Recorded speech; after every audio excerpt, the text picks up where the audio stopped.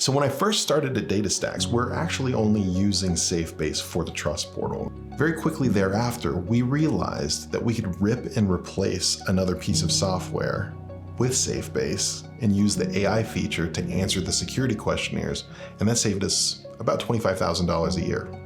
Any software company that's going through hypergrowth is going to need to have something that will enable the security team and the sales team to interact with one another seamlessly.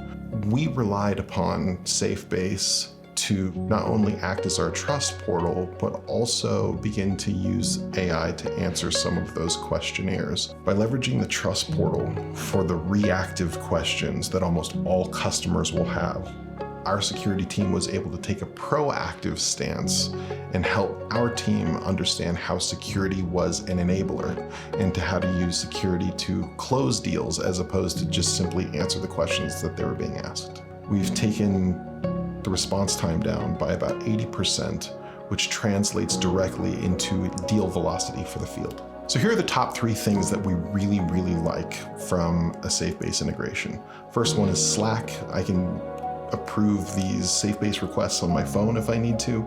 The second one is the NDA integration. I already know whether or not the customer has signed the NDA. And the third thing is the visibility as to what they're downloading and at what time and what level of detail they're really reading it, the amount of time they're spending on it, so I can preordain what they're going to ask on the compliance calls.